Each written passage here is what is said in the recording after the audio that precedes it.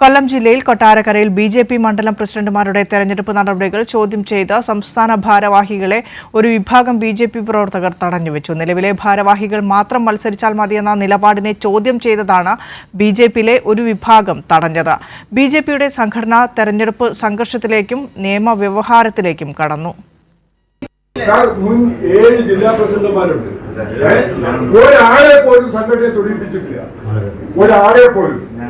ഇത് ഇരിക്കുന്ന 1, 2, 3, 4, 5, 6 പേര് ജില്ലാ പ്രസിഡന്റുമാര്. കൊല്ലം ജില്ലയിൽ കെ സുരേന്ദ്രൻ പക്ഷക്കാരനായ ജില്ലാ അധ്യക്ഷൻ ബി ഗോപകുമാറിനെതിരെ മുൻ ഭാരവാഹികളുടെ നേതൃത്വത്തിൽ പ്രതിഷേധം തുടരുന്നതിനിടയിലാണ് സംഘടനയുടെ ഭരണഘടന അട്ടിമറിച്ച് നടക്കുന്ന 22 മണ്ഡലം പ്രസിഡന്റുമാരുടെ തെരഞ്ഞെടുപ്പിനെ ചോദ്യം ചെയ്ത് കോടതിയിൽ ഹർജി നൽകിയതും ഇപ്പോൾ തെരഞ്ഞെടുപ്പ് തടഞ്ഞ് പ്രതിഷേധിക്കുന്നതും. BJP general secretary C Krishnakumar, vice president K S Radhakrishnan, സംസ്ഥാന സെക്രട്ടറി രേണു സുരേഷ് എന്നിവരെ തടഞ്ഞുവെച്ചു. ബിജെപി സംഘടനാ തെരഞ്ഞെടുപ്പിൽ സംസ്ഥാന വരണാധികാരി പുറപ്പെടുവിച്ചിരിക്കുന്ന സർക്കുലറിൽ നിലവിൽ ചുമതലയിലിരിക്കുന്നവർ മാത്രമേ മത്സരിക്കാൻ പാടുള്ളൂ എന്ന് നിഷ്കർഷിച്ചിരുന്നു.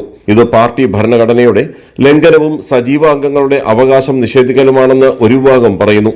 നിലവിൽ ചുമതലയിലിരിക്കുന്ന ഒരു വിഭാഗത്തെ മാത്രം സംഘടനയിൽ നിലനിർത്തി മറ്റുള്ളവരെ പാടെ ഒഴിവാക്കുന്നതിന് വേണ്ടിയാണ് ഭരണഘടന അട്ടിമറിയെന്ന് പ്രതിഷേധക്കാർ ആരോപിച്ചു.